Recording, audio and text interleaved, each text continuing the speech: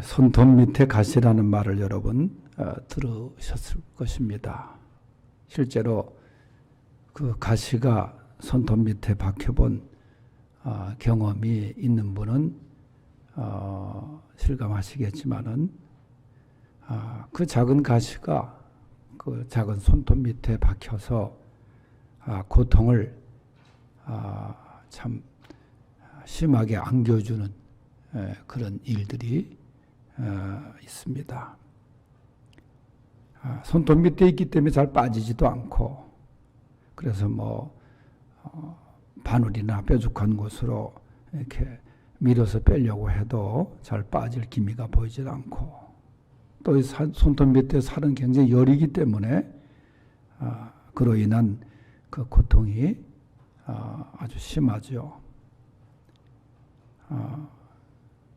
그게 손을 자주 사용하는 신체 기능 아니에요? 그럴 때마다 통증이 전달이 되고, 그래서 아마 그런 고통을 이제 손톱 밑에 가시라는 속담을 맞는 것 같아요. 또 우리가 경험하는 것 중에 하나가 손톱 밑에 가시 다음으로 또 우리가 많이 들었던 또 경험했던 일 중에 하나가 이 목의 가시입니다. 대부분 이 목의 가시는 생선 가시가 대부분입니다. 오늘 아침에 우리 교육자들 식사도 갈치가 나와서 먹었습니다만은 그 갈치 생선 같은 것을 잘 가시를 발라내지 않고 먹다 보면은 목에 뜨끔거리는 순간 이게 가시가 목에 걸린 것을 느끼게 되죠. 그럴 때는 대부분 그렇게 엄마들이 그랬습니다. 할머니들도 그런 말씀하시고 밥을 씹지 말고 삼켜라. 그게 상당히 또 이론적으로는 해결 방법도 됐기도 해요. 그렇게 해서 많이 넘어갔어요. 그런데 그렇게 해서 넘어가질 않고 계속해서 목에 따끔따끔거리면은 굉장히 신경을 쓰게 됩니다. 저도 그런 일들을 경험한 일이 있는데, 대표적으로 제가 오래전에 우리 최은찬 목사님, 대만에 선교사로 가 있는 최은찬 목사님과 함께 학교에 있을 때 이제 방학을 맞이해서 미국과 카나다를 방문한 적이 있어요.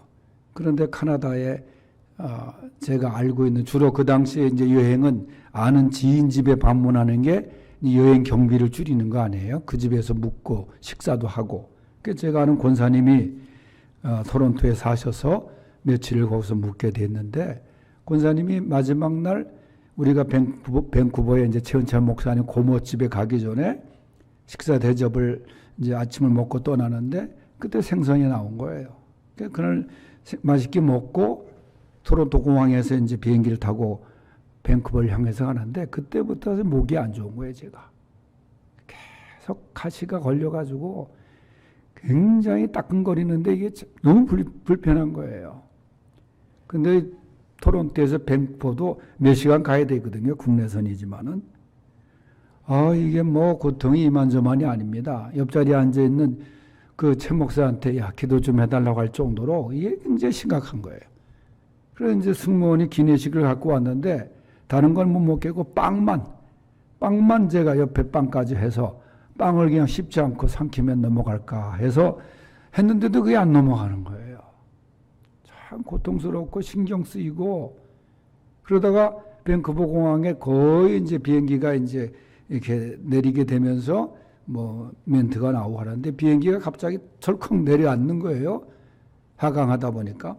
근데 그 순간에 이것까지 내려앉은 거야.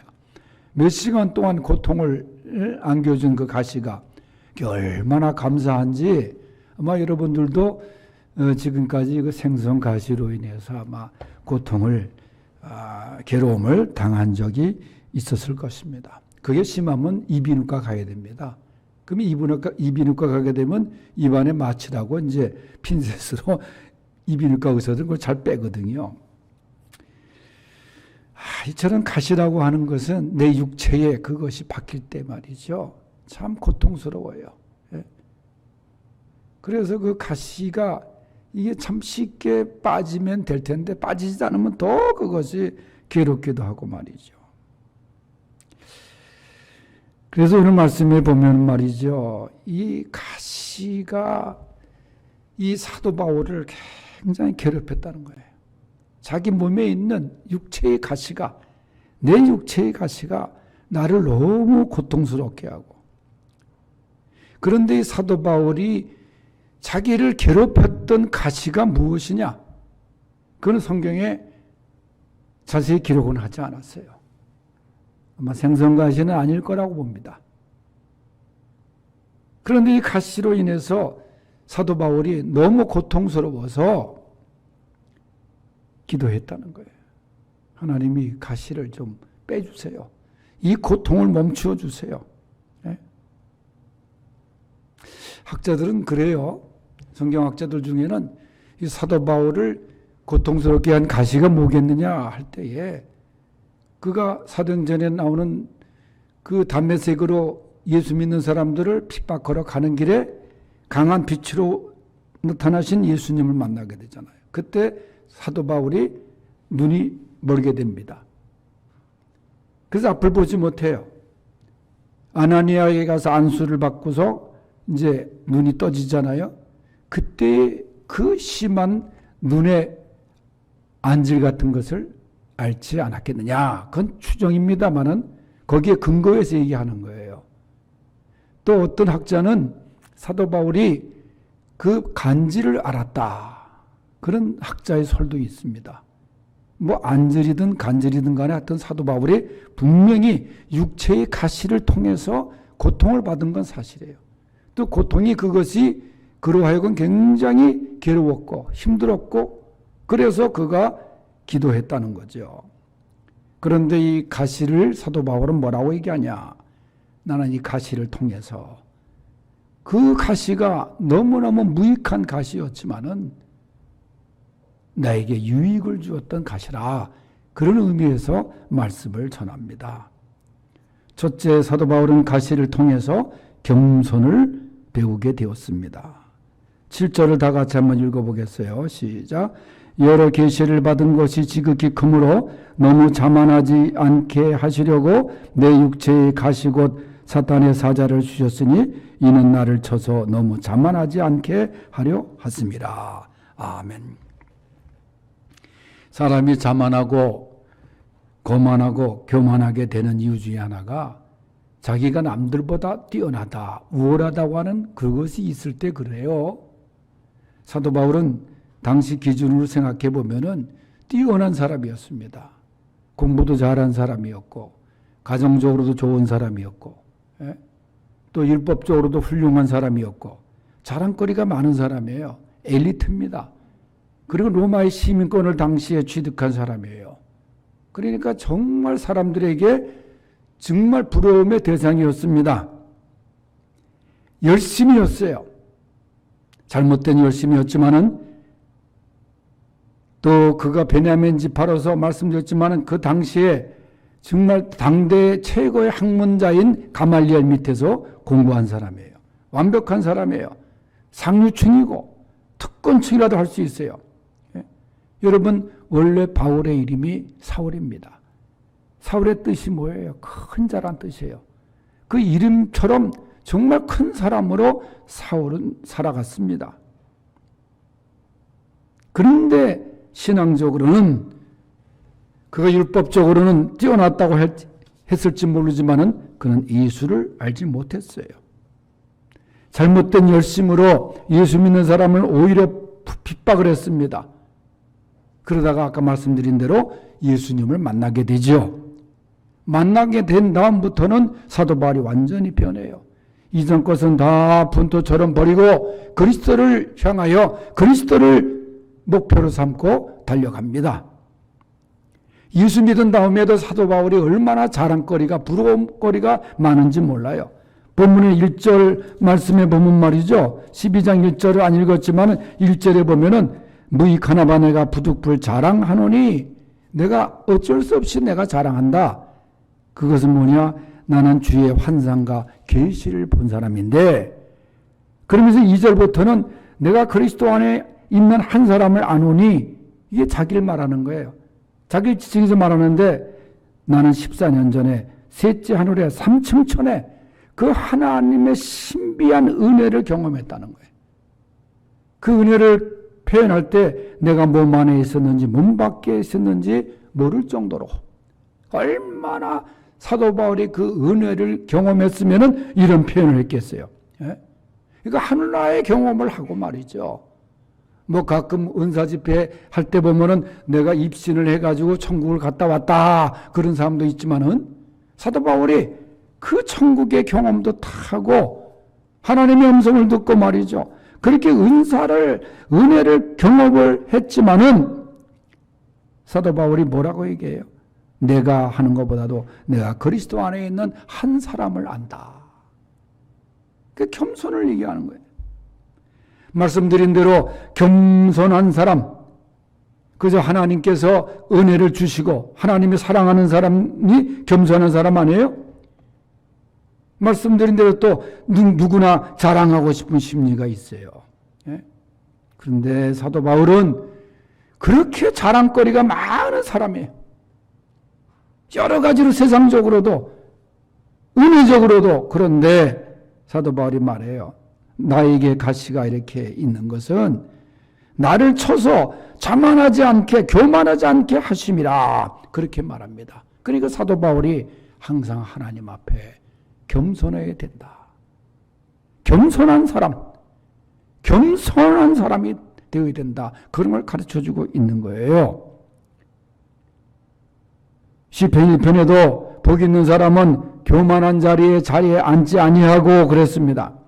하나님은 교만한 자를 멀리하시고 겸손한 자를 가까이 하시는 분이십니다. 성경이 뭐라 그래요? 베드로서에 보면은 진정 겸손하면 하나님의 능하신 손이 우리를 높이신다. 그렇게 말씀했어요.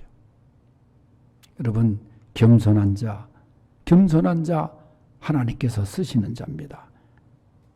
그래서 사도 바울은 고백하기를 이 가시는 나를 겸손하게 한다.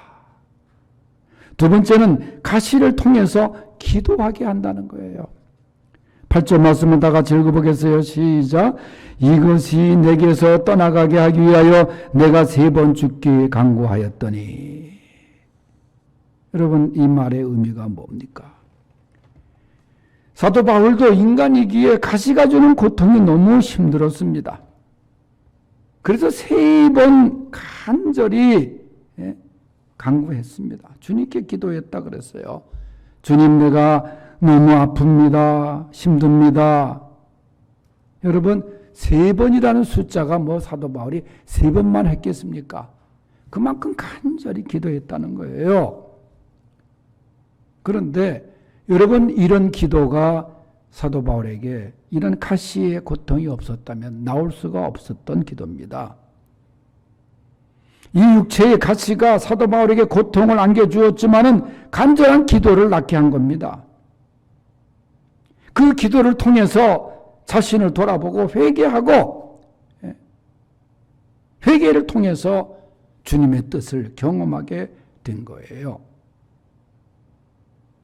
여러분, 우리가 당하는 이 가시, 그것이 질병의 가시든 물질의 가시든 인간관계의 가시든 간에 내가 그 가시로 인해서 고통당하고 아픔을 당하고 할 때에 그저 우리들은 거기에 아파만 하지 말고 하나님께 나가 기도하는 성도들이 될 수 있기를 바랍니다.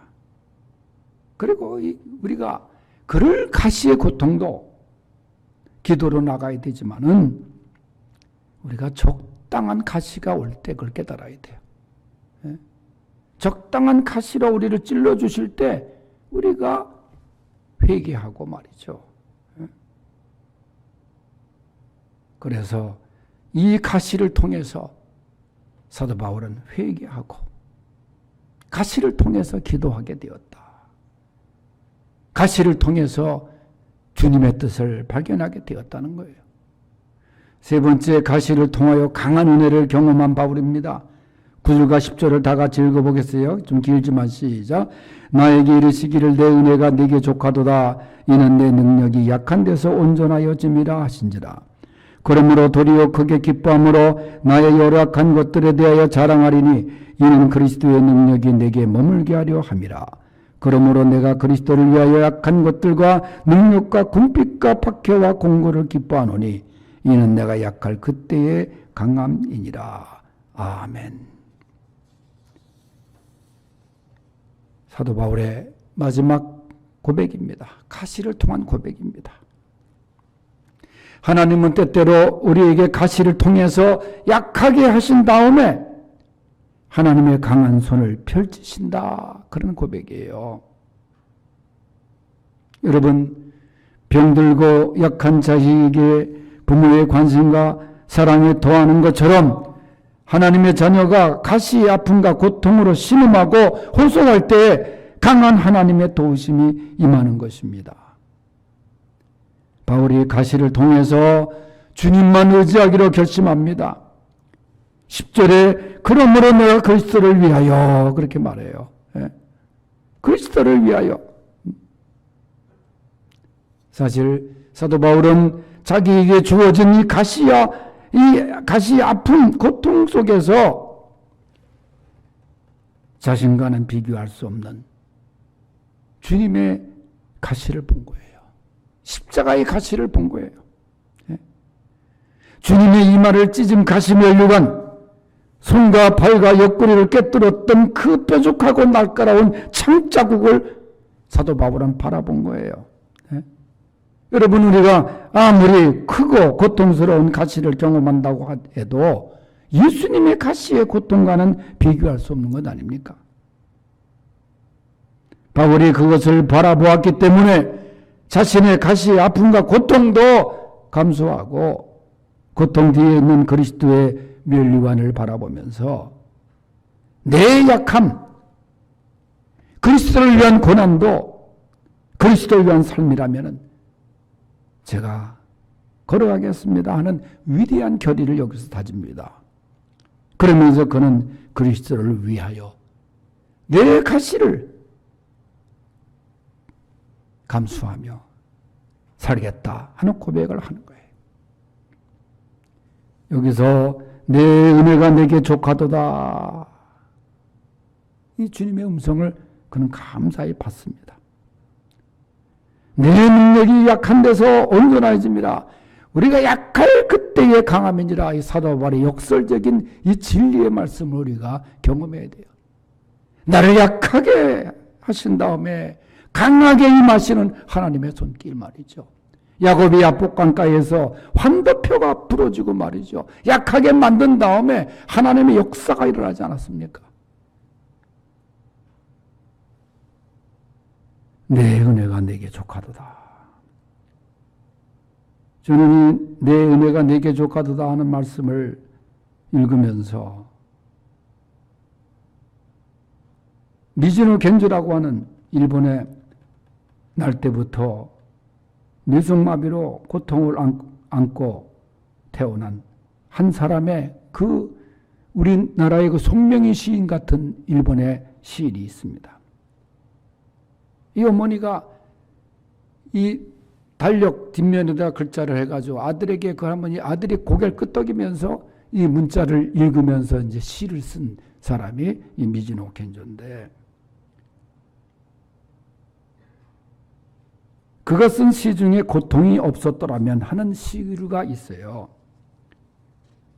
그 내용을 보면은 만일 나에게 고통이 없었더라면 주님의 사랑을 받아들이지 않았을 것을, 만일 모든 형제 자매들도 고통이 없었더라면 주님의 사랑은 전해지지 않았을 것을, 만일 우리 주님이 고통을 당하지 않았더라면 하나님의 사랑은 나타나지 않았을 것을. 이런 몇 줄의 시입니다. 나에게 고통이 없었더라면 나는 주님의 사랑을 받아들이지 못했다.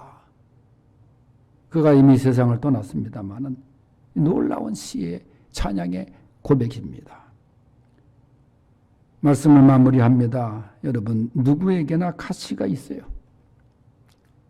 없는 사람 없습니다. 그 가시의 종류가 다양해요. 육체의 가시도 있을 수 있고, 정신적인 가시도 있을 수 있고, 인간관계의 가시, 여러 가지 사업 실패의 가시 말이죠. 그 가시에 굴복하면은 진짜 그 가시에 찔려서 넘어지고 주저앉고 그래요. 그러나 그 가시가 주는 은혜를 오늘 바울처럼 경험하면 우리가 승리할 수가 있습니다. 겸손함으로 나갑시다. 더욱 기도하고 회개하며 하나님의 뜻을 발견합시다. 나의 가시를 통해서 주님의 가슴의 유한을 바라보며 주님으로 살아가는 성도들이 되십시다. 기도하겠습니다. 하나님 아버지, 사도 바울의 육체의 가시, 우리도 경험하는 가시입니다. 가시를 통한 은혜, 우리도 경험케 하여 주시옵소서. 내 은혜가 내게 족하도다.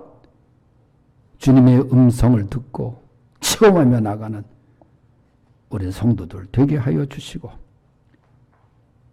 가시를 믿음으로 제거하고 나가는 우리 성도들 되게 하여 주시옵소서.